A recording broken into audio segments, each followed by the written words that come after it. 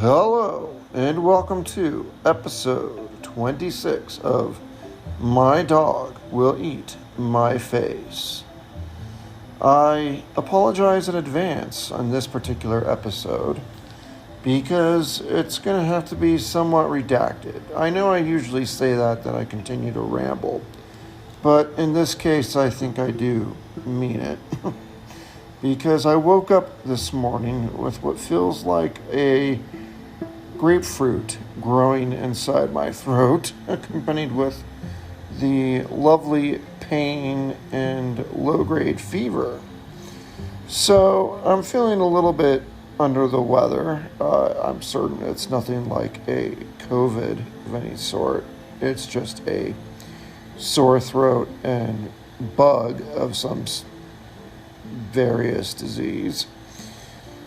But having a podcast and a sore throat, as you might imagine, is a bad combination. So, that being said, I am going to try to keep this simple as the antibiotics kick in.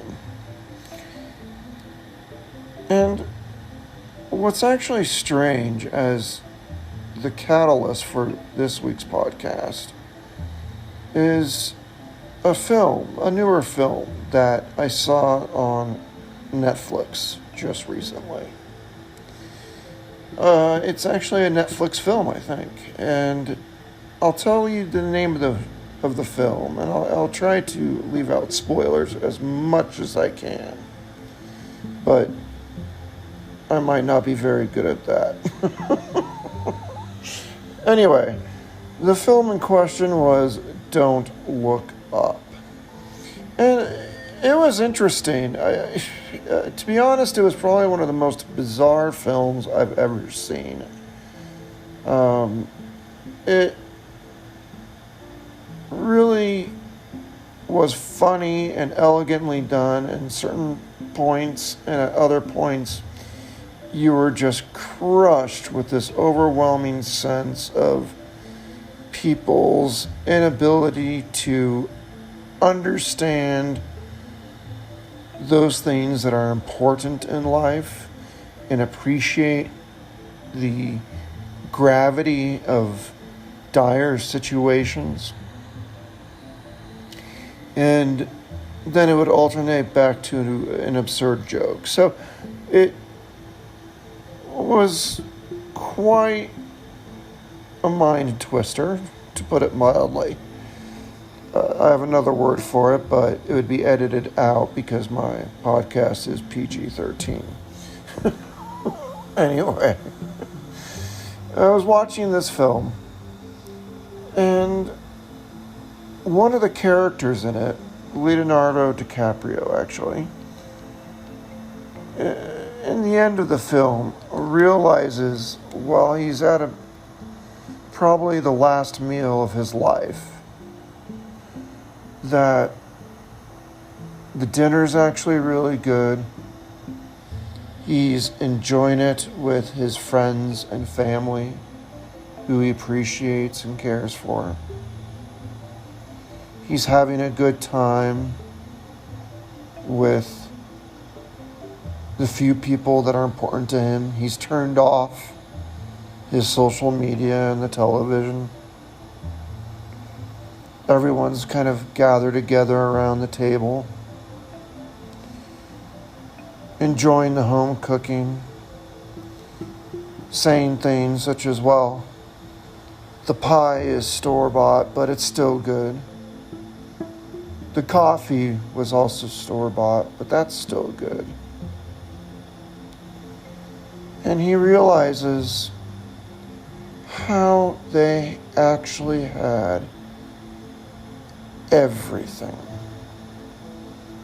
and how perfect their life actually was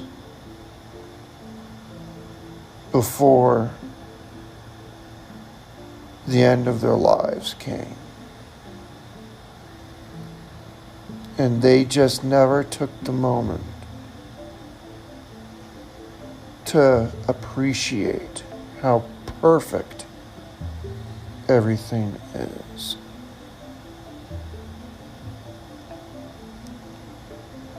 So, in this podcast, I am going to take a moment to appreciate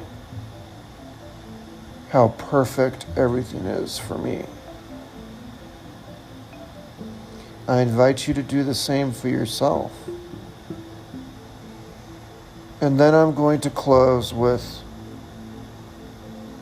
something that I've been meaning to do for a while, which is basically a message for family and friends when I'm gone.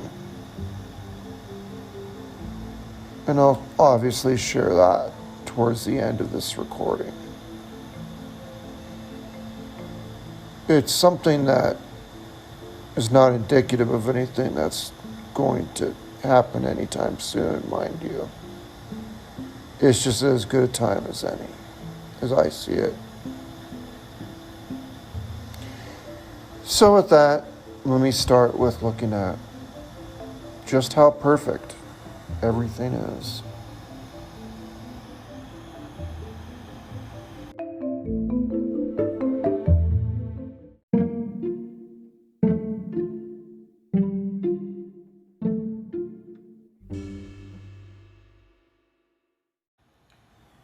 So to begin, how perfect are things now? Certainly, at first glance, they're far from it. I am slowly dying, and it's not a pleasant way to go.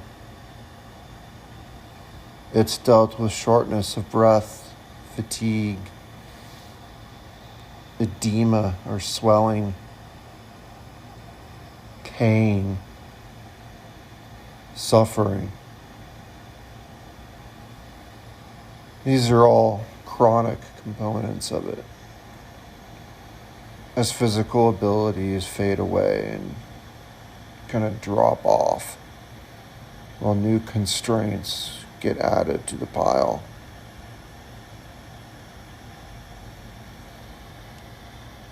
So, at first glance, it's far from it. It's far from perfect. But at a broader perspective, if I look at my whole life, everything I've had, everything I've done, the experiences I've had, the hobbies I've enjoyed, the oceans I've seen,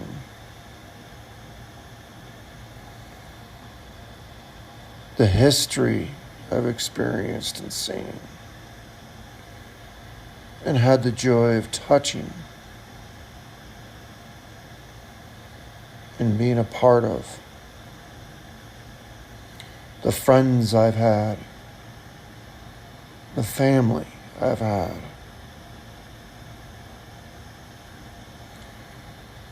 All of these amalgamate together to form a real perfect picture of my life.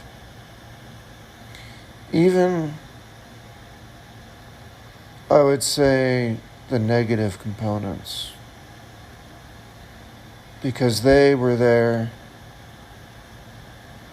to help to create me. If not for all those negative contributions that led me through toil or torment even, how would I be me today? I assure you I wouldn't be. And I'm not saying I'm perfect. But I definitely did have a full life. A perfectly full life. And that's got to be acknowledged. And it's got to be respected and embraced. Because I've said before, echoing those words of Marcus Aurelius and Seneca,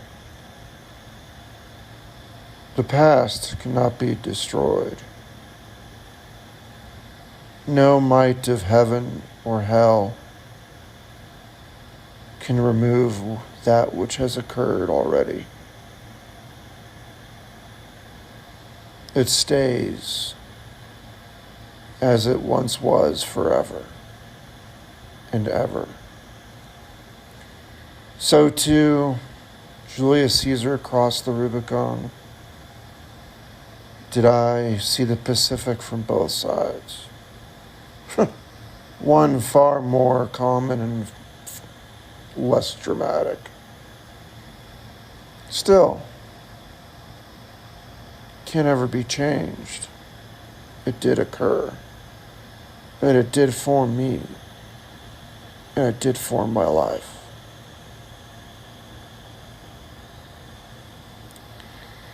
So in the twilight of my life, I do have to appreciate that as I leave, it really was perfect.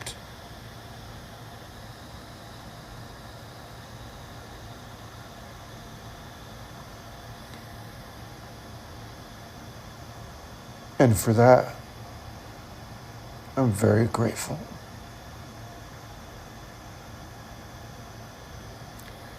I already won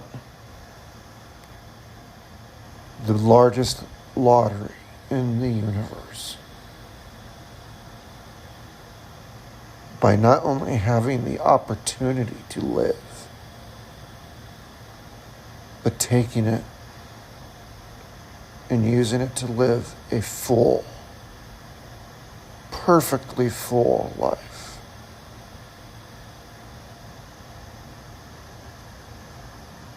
And none of that can be erased or be removed from the history of the universe. And in that essence, my life will always be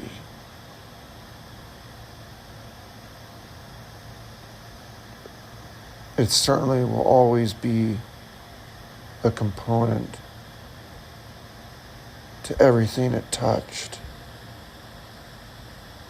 Every person, every place, every idea, every little thing, every podcast, everything.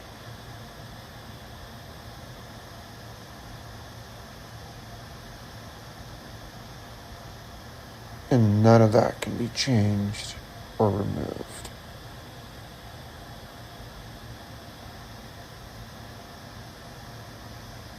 Same is true for anyone else in their lives.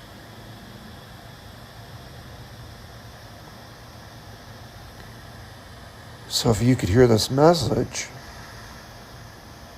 you too are lucky. You already won the biggest lottery in the universe.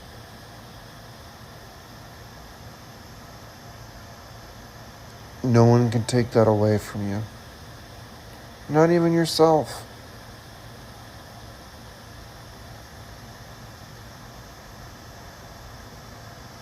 All you're going to have is to be able to look back and see if you lived the life you wanted to live.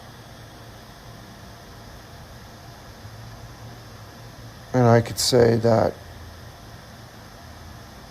with ample failure throughout my life, I still lived a full life that I wanted. And that will never go away. Not even when I materially disappear for whatever reason from this earth. Thank you.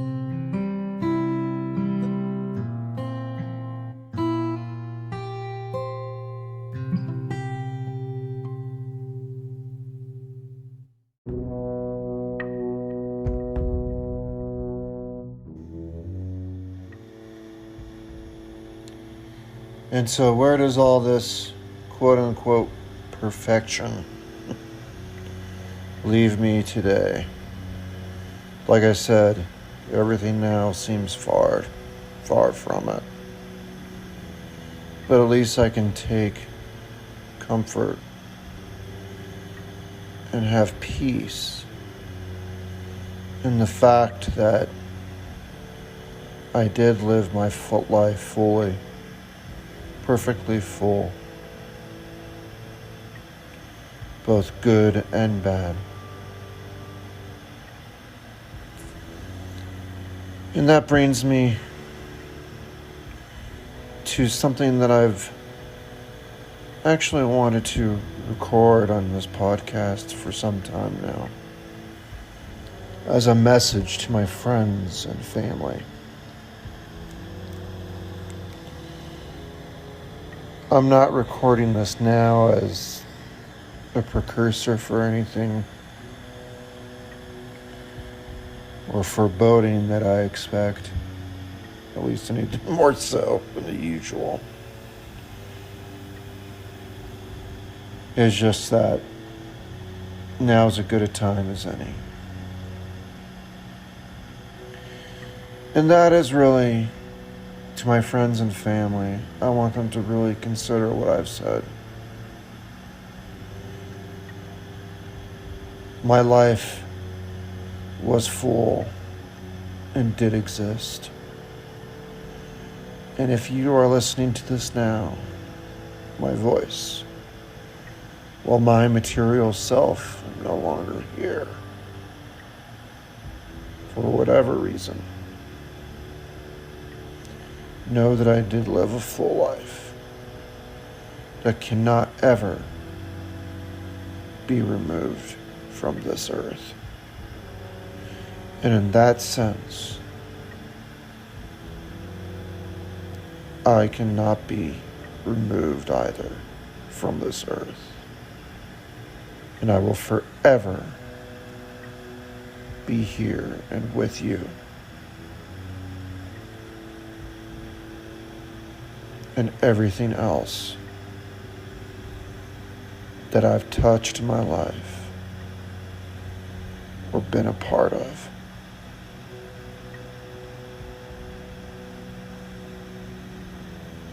And there is nothing in heaven or hell that can take that away.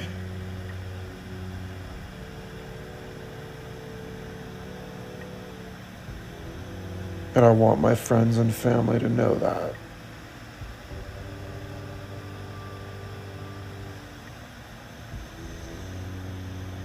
It's got the tone of a final message or of a goodbye. But I don't mean it as such. Like I said, now's as good a time as any. It's something I've wanted to say for a while. So I figured I might as well. And with that, I actually will close this podcast. Keep it nice and short to save my voice, because my throat is actually killing me. And wanted to thank all those who listen, friends, family, strangers, anyone out there who takes the time to hear my message, my thoughts, and my voice as I slowly decline and depart this earth. To all of you, I appreciate it. Thank you so much for listening. Do remember to click follow and notify, so you're notified of future podcasts, so you don't rely on me annoying you and telling you, did you hear the latest podcast that I published? So turn on notification. I need to make a whole podcast on just how to turn on notifications, because just following does not have notifications turned on.